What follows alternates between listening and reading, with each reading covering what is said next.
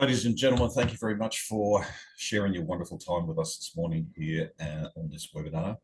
We're exploring the issue of does culture eat technology for breakfast, or the statement, culture eats technology for breakfast.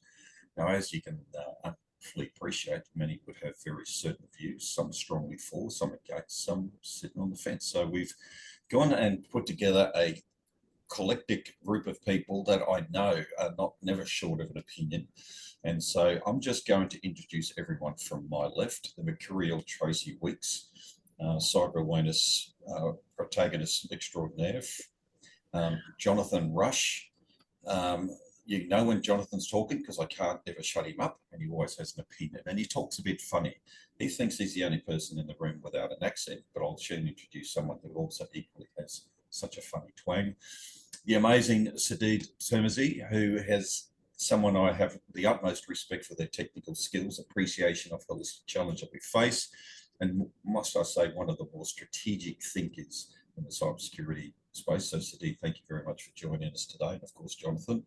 And of course, my buddy, partner, and co-founder of Culture of Cybersecurity, Dr. James Carlopio, organisational psychologist. I call him Mr. Culture.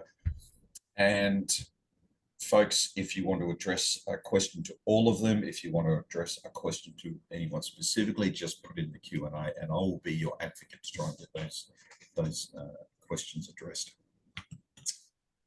We're going to go through today and have some fun with it. So, you know, this is going to be like a fireside chat conversation. Now, I warn all the panelists, everyone is invited to participate to any question that I add. And I urge you that if you don't agree with your fellow panelists, then challenge them, express an opposing view. You know, it's not about, you know, we're all holding hands singing Kumbaya. It's about having a broad and open discussion.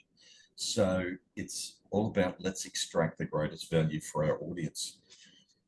Now, James, you recently authored this book, and I don't know if anyone's seen this paper. It says Culture Eats Technology for Breakfast. So as the author of this document, and what gave rise to this conversation webinar, is what does that statement mean to you, culture eats technology for breakfast? Not an unexpected question, hopefully, for anybody when you see the title of the webinar. Good morning, everybody. Thank you, Brian. Yes, look, clearly technology matters, but it's no longer sufficient. It's the old necessary but not sufficient for success. As everybody knows, when you look back in Australia and around the world for the last decade, the vast majority, depending upon what data you're looking at, 90%, 95% of breaches are caused by people and the cultures that drive their behavior. So technology is important, yes, but nowadays it's culture that matters the most, because that's where the vast majority of breaches are happening. And that's why we say culture eats technology for breakfast, because if you don't pay attention to your people, you will get breached. Sadid, would you agree with that from the technologist perspective? I think there's a balanced view, Brian. The issue is, yes, culture is important, but at the same time, so is technology. The answer will vary based on the organization, what the business dynamics are. So, you know, to answer the question very swiftly, yes, culture is important, and culture could potentially eat technology for breakfast. But at the same time, where is the organization at in its journey on the technology? Does it even have technology? What technology means to that organization? If it's a technology company, if it's all about technology, then that's what drives success. And it needs to be linked with culture. But at the same time, if it's all about business and technology takes a back seat, then the focus will be elsewhere. So I think it comes back to about the organization, about the business dynamics, and how the things come together. Okay. So that is in a nutshell. But then at the end of the day, you do need technology to drive success. You do need technology to drive the business, and what balance and what it means for each organization will vary. Thank you. Tracy, you any views on, and feel free to challenge Sadid to that. Oh, look, good morning, everyone, as well. Look, because I come from that background, I honestly think culture eats technology consistently. I mean, let's just think back to all the technology that's actually come and gone through our lifetime. If I go back right back to when I was a child, we had VHS. Remember the VHS videos? And was it Beta? I can't remember the name of it. They were the rival technology companies, but the culture always wins out. So what's a culture around the uptake of that technology product? So how is it being, consumed by the public? Culture will always, I think, drive our technology platforms and our innovations. So you're saying you've got to have the alluding to what Sadiq was saying, that okay, culture influences your technology strategy anyway. Yes, So 100%. okay, The success of any technology, I think, is about the culture that is built around it. Yeah. Okay. Jonathan, what does it mean to you? And don't say Well, detail. Brian, I would say, I think building on something that we just heard, I think if we think of culture, particularly in terms of what senior leadership in corporate enterprises do, what values they set, what priorities they set, and so on, there are circumstances where if you have senior leadership that understands the importance of technology, not just to drive their manufacturing process and so on, but the parts of technology that are protective of their business, protective of their critical data sets, and so on, then, in those circumstances, maybe we could say that culture doesn't even snack on technology. Unfortunately, I think we've all seen instances where at the opposite end of the spectrum, if senior leadership truly doesn't appreciate the importance of technology in protecting vital business interests, and as does happen even to this day in some companies, if senior leadership starts thinking, well, like technology is just another one of those cost centers. We can trim the costs here to trim the fat and make our numbers where we need to. That's where technology, I think, ends up having a hearty breakfast of technology, at least until they have some major problem with hacking or other situations that create major havoc in their enterprise, and then they're trying to figure out what went wrong.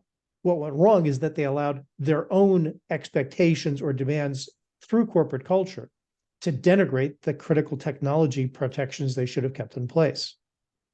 Thank you. So, Dean, if I could just come back to you now, if we accept that technology as a, sits in pretty much every business, certainly all the major businesses has been for defenses around, and I'm focusing technology. When I speak about technology today, I'm going to talk generally most of the time around cybersecurity technology. And we've seen, billions of dollars invested in security around the country, the nation, and of course, far more even globally. But if we accept the technologies there, do you think many organizations have become so addicted to technology, they've developed a thought pattern that we could technologize the human out of the equation? I would disagree with that. I don't think that's happening. So yes, there is a big focus on technology and the solutions. You'll see plethora of technology and technological stacks for various solutions are out there that are available. But the thought that those technologies will replace the humans in all aspects, I don't think that would be accurate. What about yeah, keep going. Yeah. At the end of the day, there's a balance. Each organization are built on humans, and how they collaborate with the technology, how they deliver on the processes, what technology means for that organization. I think that human and technology piece, it goes hand in hand. And that equation will obviously vary based on the organization and its processes. But again, comes back to that point. It's that balance and what that equation is for each organization. It's really interesting. I take it now. I'm not challenging you, but I am challenging you because I happen to know some of your personal, and I said it before, you've got a very holistic view. But that holistic view, and I'm not being critical of the broader environment, but if we went into most organizations, I would postulate we would see a budget in a line in there, an expense item, call it what you like, in the budget for technology updates growth expenses, and it's going to sit in a very large number. Then if we looked at what is their budget for culture and awareness and their people training, it's going to be significantly less by a country mile, if it exists at all.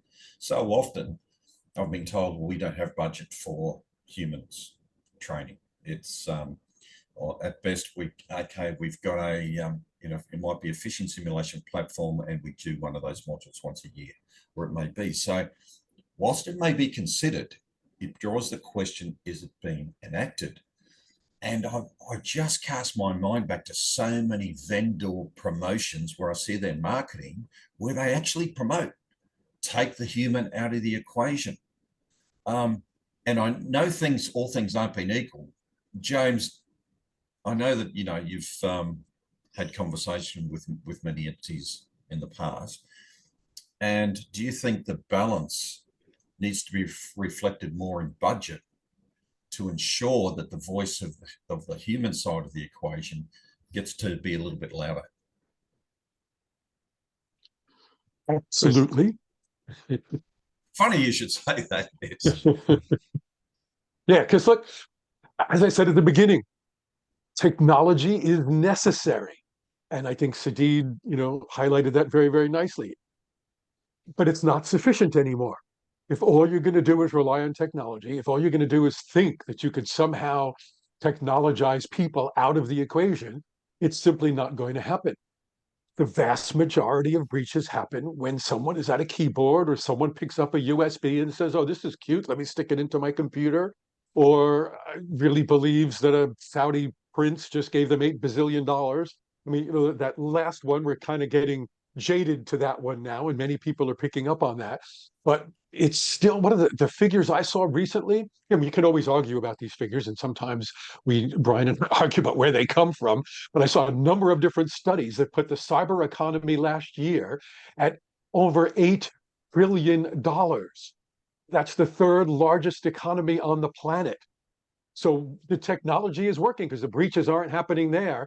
We're failing with people and the cultures that drive them.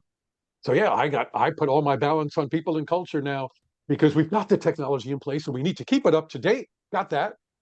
Let's add this new bit. Over to the panel. No, thank you. Tracy. Brian, yeah. I just want to add something to that one. I actually working as someone in running a cyber awareness team in large government organisations. We actually need more people like Sadid. I've worked with Sadid before, in those management positions who have that holistic view between technology and cultural awareness to give us the budgets to recognise that we need that finance and the money to support that cultural change within our organisation. So I like to think that we need more people in those higher level leadership positions that do start to see that value in culture and are starting to look at their overall budget and start to apply more in that cyber awareness field. Great point, Tracy. John, do you think that a lot of the executives and the boards, I suppose I'll ask you from a US perspective, because that's where you live, have they yet matured to understand that you need a 360-degree approach to this, or they don't still understand? They don't want to talk about that technology. That's dolphin speak. I don't understand it. On the briefings I get, I'm not fully conversant with. Just pay the technology and get it done with. I'd say in the US context, I think a lot of companies, for example, learn from critical mistakes that other companies have made when they've clearly had inadequate cybersecurity measures in place, and they fumble the ball when it comes to dealing with actual incidents. So I think, at least from what I've been observing, I think there's greater understanding in general that they really do need to be more responsive. They really do need to have 24/7, 365 flexibility when it comes to identifying changes in their threat environments and having appropriate measures in place. The one place where I'm not totally sure, at least in the US, where there's that level of sensitivity to the importance of technological developments and protection for corporate enterprises, is when we start talking about artificial intelligence.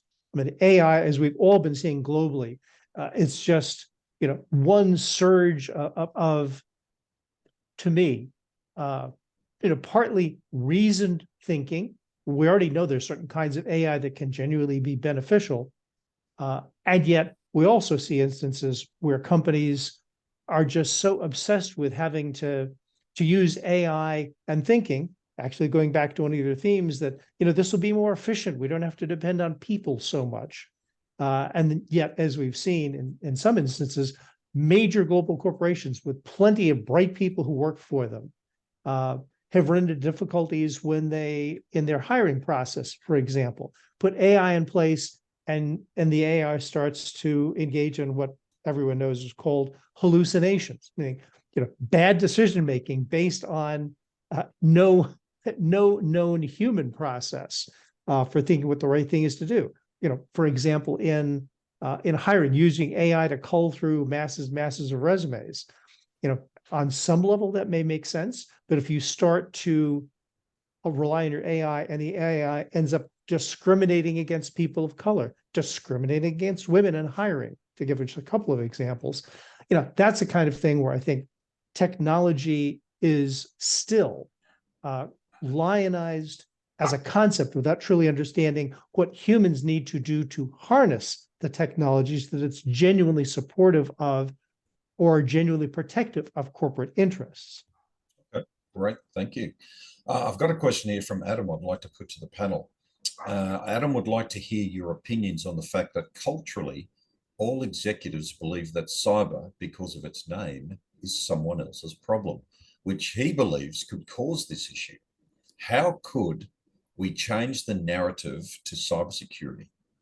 Is there simply to make the business outcome safe, therefore everybody's responsibility? So let's say he was obviously typing that fast. How can we change the narrative so that basically we make cybersecurity a safe outcome and get it through that it's everybody's responsibility, not the cyber team, not the IT team, not the security team.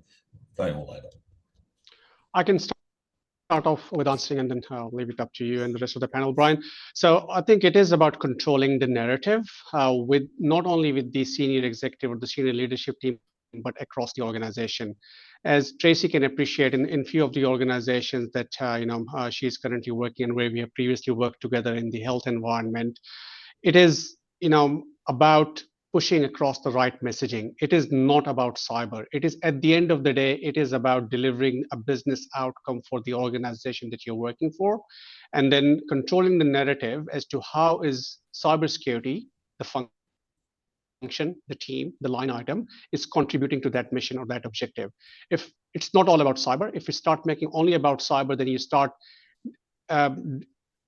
basically distancing yourself from the rest of the organization. It is very, very important and vital for success that cybersecurity is embedded, and it will come down to the language. It may be like, what language is the organization used to? How do you make sure that you align your language appropriately? So the messaging that the cybersecurity team is sending out to the executive across the organization is being heard loud and clear. And I'll just add to the conversation we were having about line items. Yes, line items about technology, again, it is again linked. The line items, yes, it is a technology line item, but behind that line item are entire processes. The executives and the leaders that are in place delivering security need to understand that those line items are not technology on its own. There are processes behind them. There are people behind them. There's an operating model that delivers it behind them. That holistic view needs to come together behind each line item. See, I knew you were going to come back to that point, Sadiq. So thank you very much, James. I'm sure you have something to say on that. Not necessarily, challenging Sadiq, but on the issue. I have the answer. Oh, sweet. I can tell you very quickly because I've seen it happen. Think back to occupational health and safety. Brian, you and I have discussed this so many times. Nobody took health and safety seriously for a decade. All of a sudden, someone had the bright idea to make board members legally and financially responsible, and senior managers, duty of care, legally and financially responsible if anybody in their organization got hurt. Guess what happened? as fast as you could blink your eye, occupational health and safety went from a pain in the ass to the first conversation everybody has in every single meeting, every single board meeting, every single toolbox talk at the beginning of every single day. And until that happens in cybersecurity, we're going to be saying, how can we change the narrative? You're never going to change the narrative. You got to get these people by the hair, and you've got to look them in the eye and say, you know what? If you lose customers' data, you are morally, ethically, financially responsible and accountable. We will put you in jail if you, no, I'm being a bit exaggerating here, but that's it. You get these board members absolutely in the crosshairs, then all of a sudden, cybersecurity will no longer be a pain in the backside. It'll be the first thing everybody talks about in every single meeting, just like with occupational health and safety. That'll change the narrative. Okay. Tracy, do you have a view on that? Yeah, look, I think most people on the call today probably are working with you already, Brian, and I think they'll understand quite well about making it personal to those, to our leaders and to our executives, because they're really no different to any of the other staff that we're working with. They need to understand why this is, so important to them, the personal reasons why it could impact them, because once they get that personal, interest or involvement in cyber, then it kind of will infiltrate their decision making and things like that. So we need to really get them to understand those real world impacts to themselves, to the business. Start with that why and get them to really understand that organizational risk, the business risk, and then encourage that to flow through. So yeah, I think it's really about getting them to understand why this is so important. And I think we do say a lot, and we're not the only ones that say, cybersecurity is everyone's responsibility. Privacy has the same mantra. Privacy is everyone's responsibility. And I think that people come a bit deaf to that at the end of the day. Yeah, it's my responsibility. But what does that mean? And James has hit it on the head. What does that mean as an executive leader, as a middle management leader? What does it mean for the everyday staff member that this is everybody's responsibility, and to make that more personal? And I think once we find that balance, we might get somewhere. It's really interesting that a couple of times the word leaders and managers have come up, and about responsibility. And Adam's question has driven a fair bit of discussion, and he raised some good, very valid points. So thank you for the question, Adam. But what's really interesting is that we can put certain things in place, and to give you, it took a decade, probably to get occupational workplace health and safety up where it is today. So they start meetings with safety chefs and the like. But we're still at the position, for example, we do a lot of cultural diagnostics in organizations to look at so many different issues that go across from the role of management to the engagement levels to behavioral norms, self-efficacy, policy knowledge, blah, blah, blah, blah, blah. And every single one that we've ever done, and we got one through just recently, the lowest score out of the entire over 120 questions, the lowest score every time, has been the rating of how often managers speak to their staff, speak to the interviewee about the issue of cybersecurity. Normally rates in the 3s. And for most people on a sliding scale, that means it's virtually never happening. So it tells us we have different degrees of awareness in our executive leadership realms. But fundamentally, we've got a lot of work to do because the facts in the evidence is that managers in most organizations today do not see, unless they work within cybersecurity, they don't see cybersecurity as part of their realm, which comes back to it's still treated culturally within that business as a technology issue. I'll leave it to Sadid and the team. They're doing a great job. They know what they're doing. I don't understand this tech stuff. So does that mean, Jonathan, that a lot of the mid-tier managers, line leaders, all that sort of stuff, still don't understand why it's important? They still don't understand the threat. I think that does happen, Brian. But frankly, I think part of the reason they don't understand is that their senior leadership hasn't identified certain issues or certain problems as priorities. And, if you have a strong sense that your C-level executives in your company really don't understand, the cyber dimensions of the larger issues associated with security, asset protection, and so on, there's probably going to be very little incentive for you at the mid-level to try to do what your own bosses are not saying, to do what the bosses have themselves haven't emphasized. That's why I'll go back to a couple of the points that Tracy and James had raised before. Certainly in the United States, consistent with what was being said before, now that there are specific judicial decisions and specific laws that say you, directors and officers, are on the hook if certain kinds of issues arise. You can be held liable.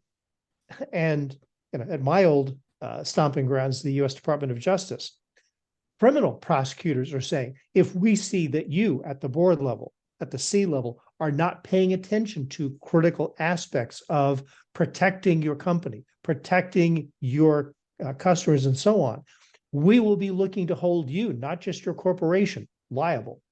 So I think there's a lot to be said for, if boards are thinking about what do we need to do to improve our situations, they basically need to be told, you need to look at all of your peers on the board level and look at your C-level officials and say, what are we not getting?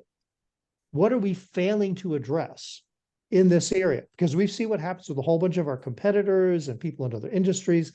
We really need to make sure that we at the board level understand what we're doing and understand the technological ramifications of what we do when we invest or fail to invest in critical security measures, including but not limited to cyber. Okay. If I could just ask the panel now to, I've got a question here. It's quite, I'm looking forward to the answers. Now, panel, I'm going to ask you all, so you can take your time to think. If you had to choose, would it be better to have an organization that is technologically sound with a poor culture, or a great culture with an undeveloped, less mature technical infrastructure? What would you choose? So great culture, poor technology, great technology, poor culture. I can start.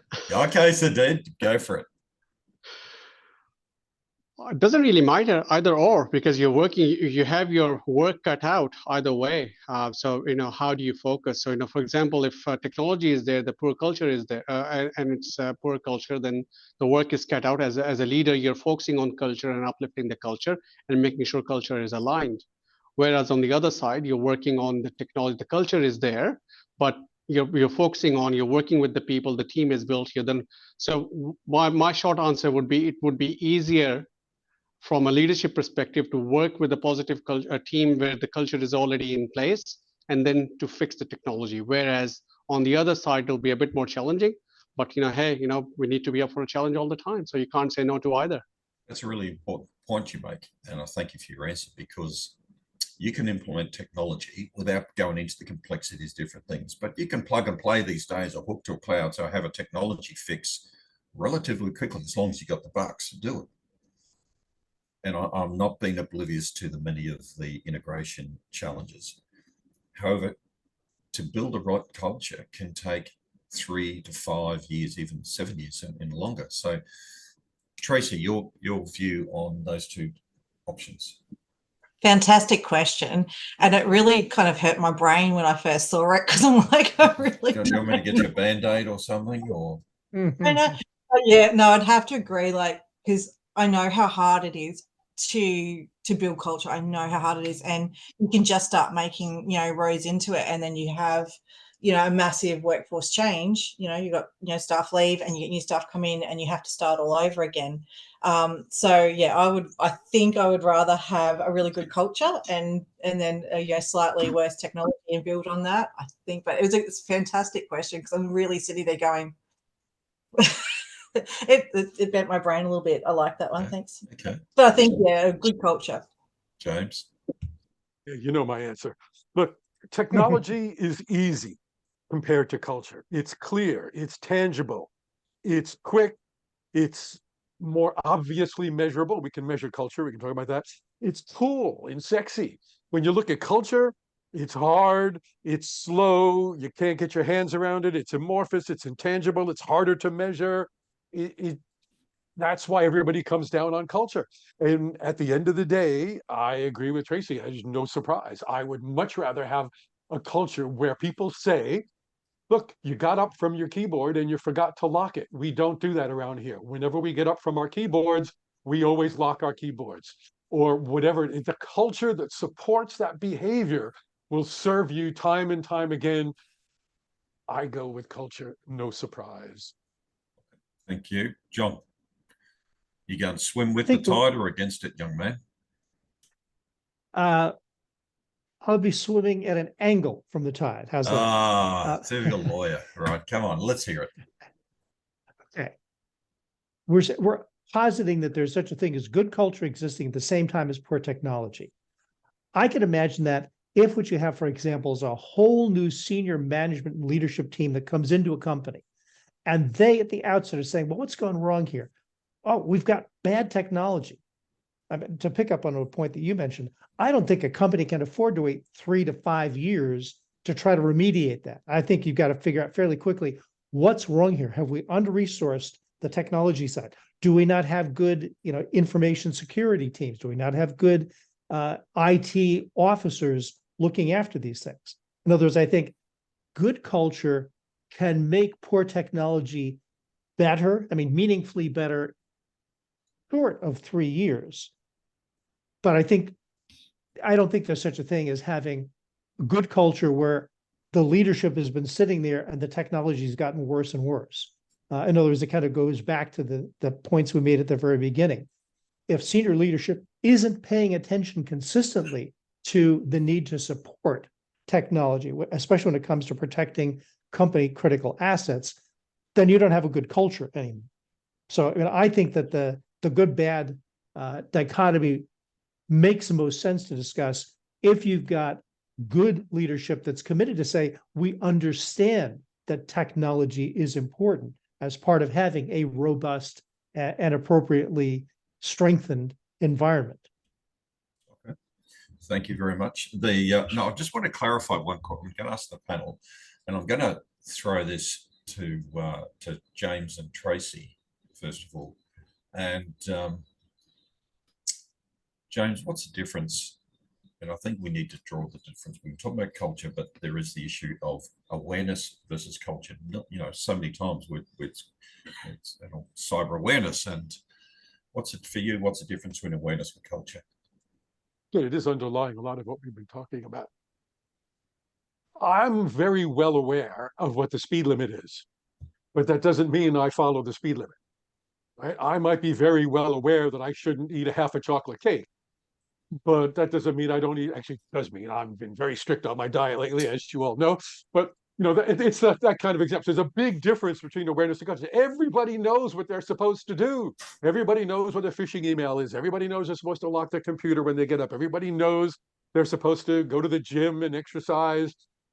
But just because you're aware of it doesn't mean you do it. And that's where I believe culture comes in, because culture drives that. You're not supposed to get up and even for a minute and go to the loo and not lock your computer. But you say to yourself, you know what? It's just 5 kilometers over the speed limit. I'm just going away from my computer for a minute.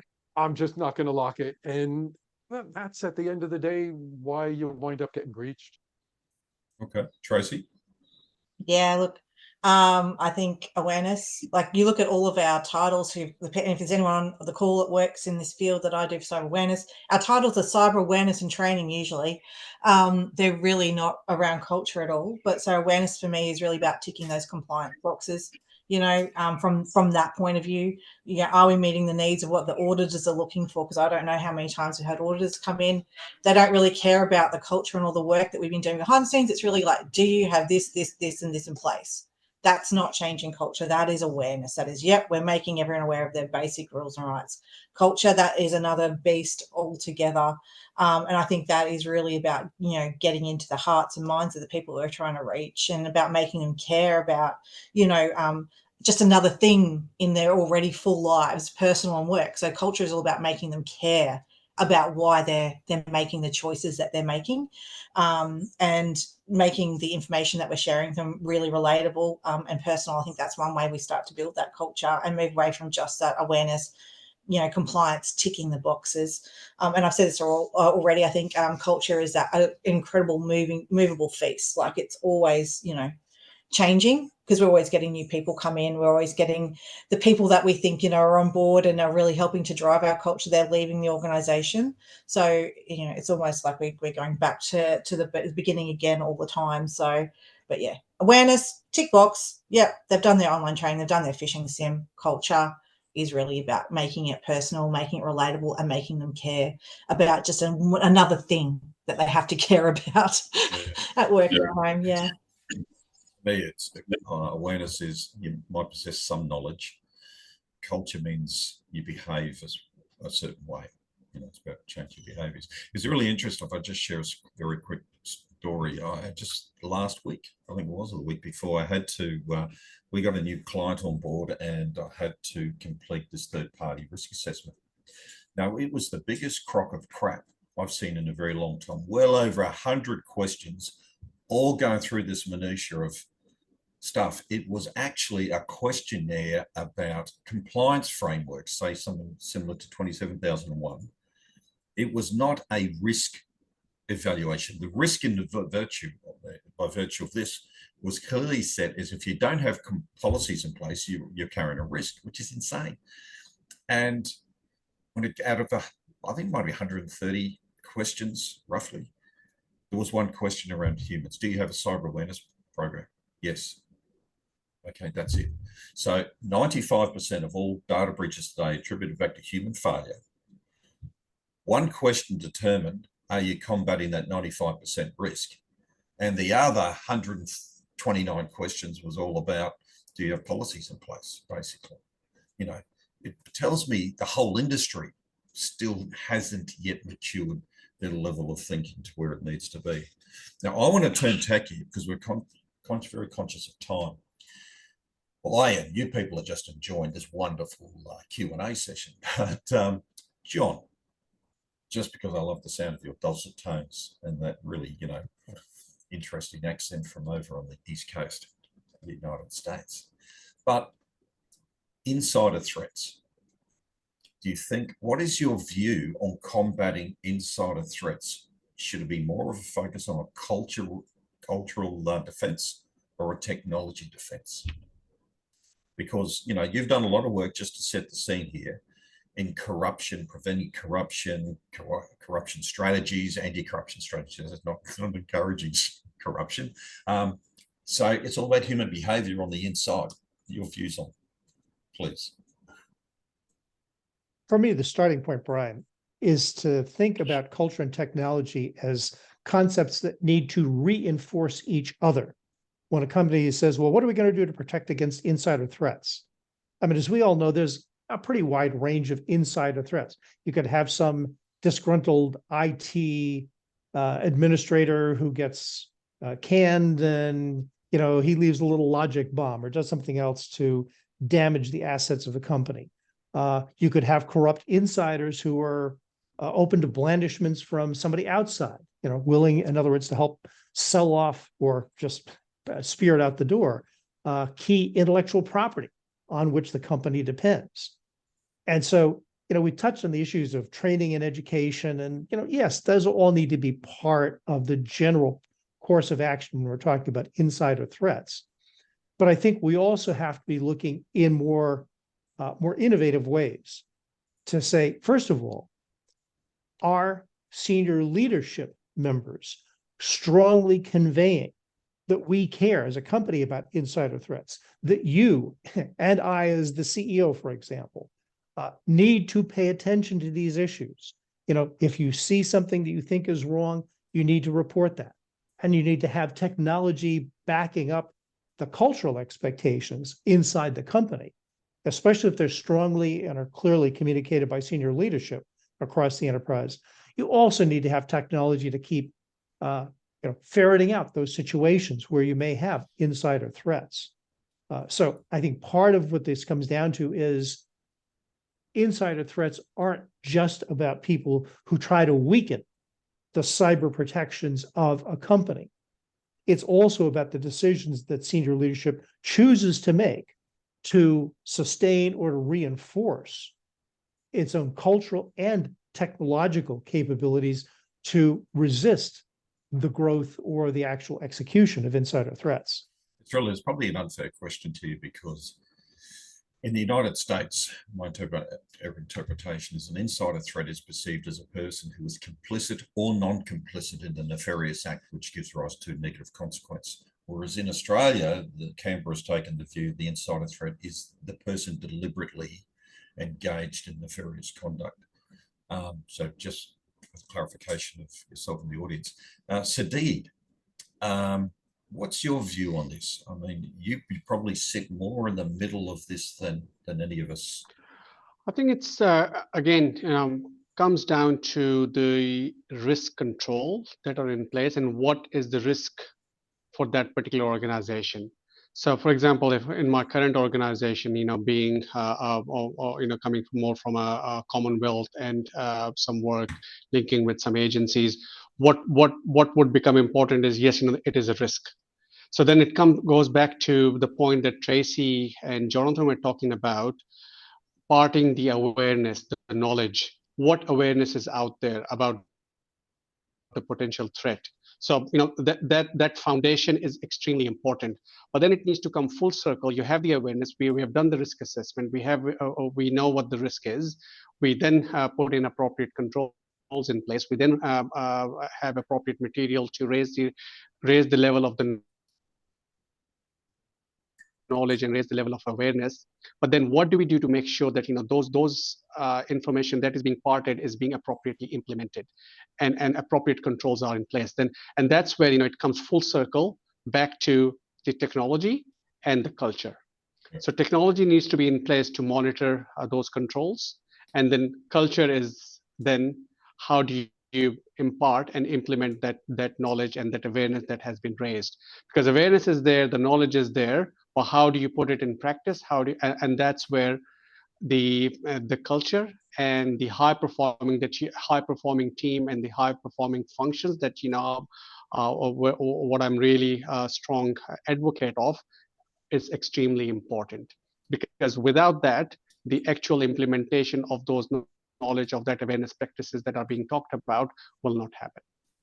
Thank you. Any other views from any members of the panel? Yeah, the audience, you may not know, Brian and I have been doing a lot of work recently on insider threats, how to identify them, what are the key factors psychologically and behaviorally.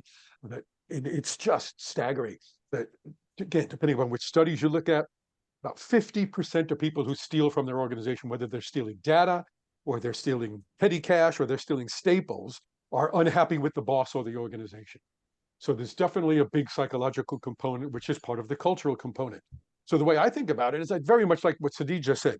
You can use technology to make it difficult to steal, but culture makes it bad, makes it wrong, unethical, unnecessary if you're taking care of your people and your organization. So yeah, this is clearly where you've got to have both of them. Yeah, I actually agree on the technology side at the moment. And I'm coming from the point of view that when you're looking at culture with insider threats, you are hoping that your colleagues or co-workers, which as part of the culture is identifying that there is something going on with a co-worker or colleague and reporting it. But now we're all working remotely and most of us are not in the office consistently. We're not seeing those co-workers every single day. So we're not necessarily noticing those small changes that might then help us, right? So that's where the technology really comes into play here too. So it's just an interesting take now on the fact that we're working remotely and we may not see these changes in our co-workers as quite as clearly as we would have before. And that's where the culture might let us down a little bit with remote working now. I think the whole remote working thing takes on a whole new slant. It's going to be really, I'm intrigued, because more and more clients of CCS around the country are now mandating more back to office work days in a working week. And we see and feel this shift. And James referred to before, that, hey, you've just got up and walked away from your desk, and no one's had that to remind them. The team hasn't been there physically as a team to prompt others who may be a little bit errant in their practices. And maybe they can walk away all day when they're working from home, but now they're going back into the workplace. So the difference in behaviors around what some may view as trivial, but it's important.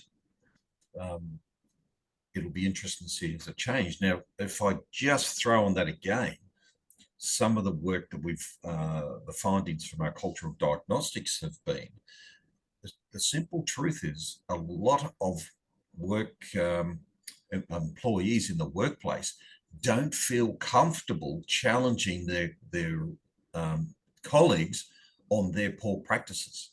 So therefore, after several years of remote working, is that difficulty going to be even more pronounced?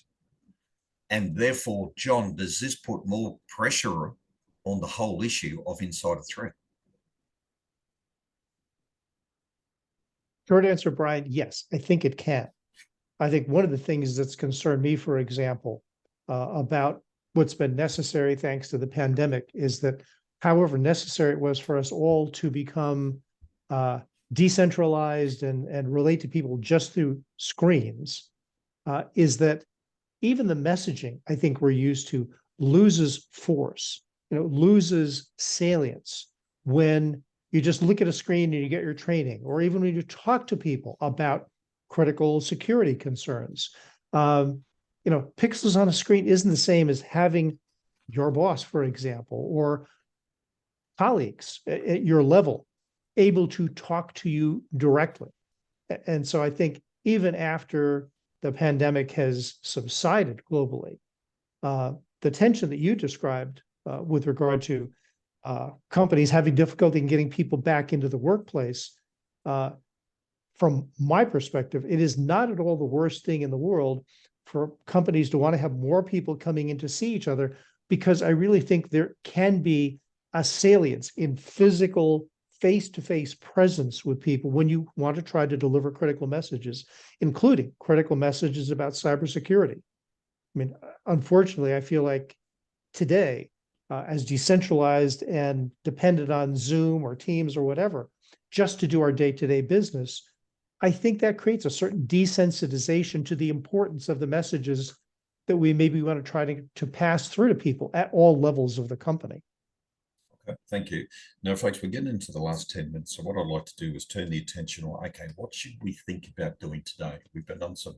So, James, in your perspective, what do you think organizations should turn their attention to in order to build a technology-aligned, cybersecure, and behavioral security culture?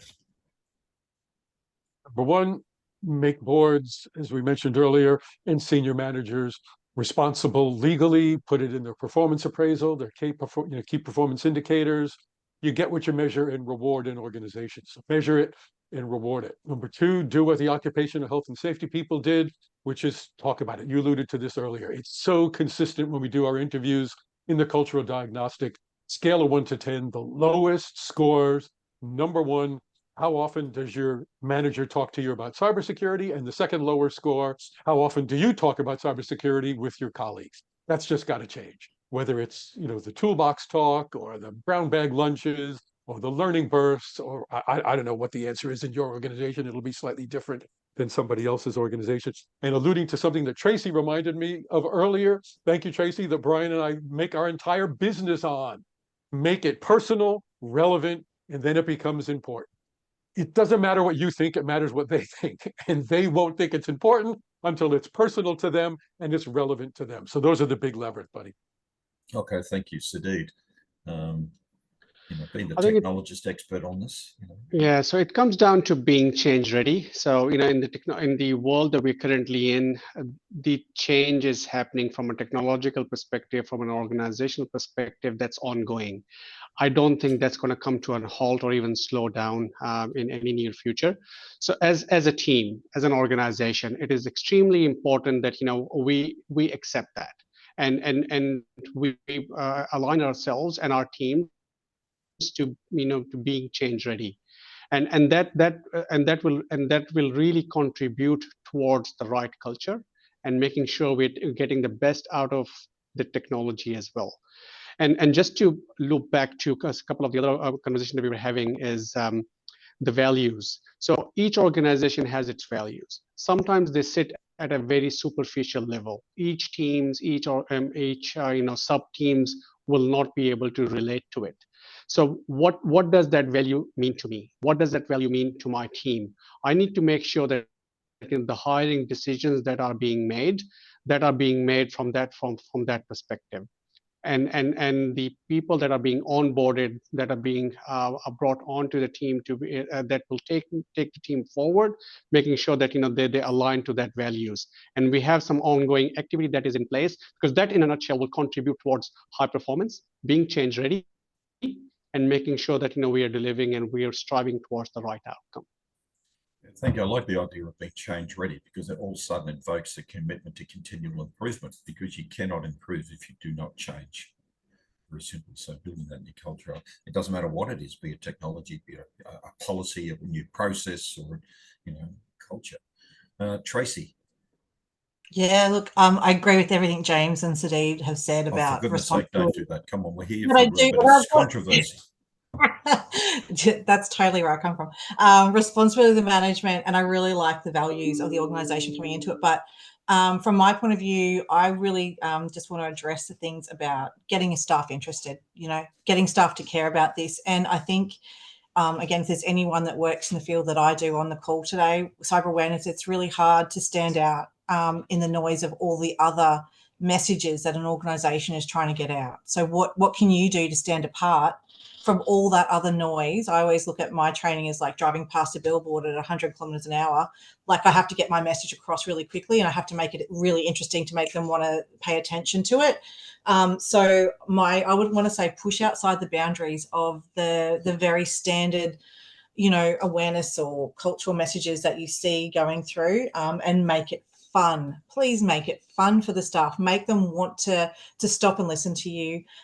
We run a little campaign where I have created some crazy little characters who are our cyber ambassadors, and we've given them, they're myself and one of my staff members, and we've given them different names. And I walked out of the lift the other day, and someone stopped me and went, I don't know this person. They went, Stacey, because that was my alter ego on the thing. So they are stopping, they're taking some sort of notice, and they're listening to what we have to say. So yeah, I might have got a point, but yeah, you've got to make whatever we're doing in this space fun and engaging, or else people are going to start ignoring you. And at all levels, people like to have fun. Starting all our future meetings with you by going, Stacey! Yeah. Right now, John, you got to top that, young man. I like what Tracy has said about engaging staff so that they feel like this is something important to them. But there's a concept I've seen increasingly building up, at least in the US, and it's the idea, as part of your overall perspective and as a company behaving responsibly, is it maintaining appropriate security measures, the expectation that senior leadership has to model the behavior that they want their managers, their subordinates to engage in. Just putting out an email or a memo, which is, we really care about cybersecurity. It's in our interest. So, everybody don't watch porn on company computers and things like that. That's not what I think the focus is here. It's like, when you, as a member of staff, hear your CEO or your senior vice president say, look, let me tell you about a situation that I had. Like, I almost made the mistake of doing such and such. And then I realized that, I needed to protect against this. Or, we're serious about this. Here's the kinds of things that we as leadership are committed to doing. Like, don't just do it because we say it, do it because we believe in this kind of behavior. So I think, even if you don't have a company with major problems at this point with cybersecurity, anytime I think you can get senior leadership actually communicating that we live by these values, and that's why we're asking you to live by these values. That's the kind of thing that, going way back to our initial theme, can make for a good, sustained culture. Thank you. James, how important is storytelling in this whole journey? It's critical. Jonathan just hit the nail on the head there. you know, we may not be able to impact the laws about, you know, making boards legal or not legal, but you can be the role model. Once again, when senior managers walk on the building site wearing their personal protective equipment, the PPE, when they're wearing their day glow shirts, when they're wearing their earmuffs, they're wearing the gloves, they're wearing the hard hat, you get it. They don't walk out of their office without wearing their PPE. So that's it. Walk the talk. Send the message via the story. I had a Chief Information and Security Officer, I don't know how you say it, CISO, maybe it says a little differently, on a call with me last week during a training course, who in the middle of the course, one of the questions came in and said, look, I clicked on one of our phishing emails last week. So I want you to know, anybody can do it. We're not going to yell at you. I learned a lesson. Here's the lesson I learned. That is so powerful. It makes all the difference in the world. Thank you. Now, folks, we have a couple of minutes left. I'm just going to ask each of you to, how would you summarize the culture eats technology for breakfast message that you would like to convey to our audience? And Tracy, ladies first, because I'm old-fashioned. I'm an old bloke with old-fashioned values. Maybe with a modern twist. I'm getting there. It's not easy for me because we old farts don't like change all that much. No, you've hit it on the head. People don't like change, right? They really push against change. They get comfortable, they get happy, they like the status quo. So sum it up, changing culture is hard. And it, like you said, it's a 5 to 7 year journey, probably. Well, you said 3 to 7, but could even be longer than that. It's a constant movable feast, but it is such an important thing for us to focus on. To sum it all up, technology is incredibly important, and like Sadid says, it goes hand in hand with our culture, but culture will always drive the uptake of technology, and how we're interacting with our technology and our cybersecurity within our organizations. And it eats it for breakfast. I'm sorry, it does. But I apologize. Slog, and anyone who works in my field, it's a hard slog, and I feel for you all, and feel free to chat to me anytime about it. But yeah. Okay, Jonathan, in 30 seconds or less, using no more than 28.5 words, go for it. Sure. I'll do a quick variation on the original theme that we've resounded here. Here's what I think, because I've seen this happen over and over with US companies. If you, as a corporate leadership, allow your technology to become bad, to become deficient, sooner or later, bad technology is going to eat culture for breakfast, at least in the sense that if it turns out that regulators and prosecutors start showing up and saying, why didn't you do this? Why did you fail to do that? You know, you may find yourself out on the street, and there's going to be new management who gradually realizes, no, actually, you have to pay attention to technology as well as culture. Thanks, John. Sadid, 20 seconds. Technology pushed without an aligned culture is doomed for failure. So culture needs to be accepted. It needs to be acceptance of change. That is absolutely vital. Thanks, James. Perfect. Thank you. Yes, keep up with the technology. Clearly necessary. No one could argue that it's not important.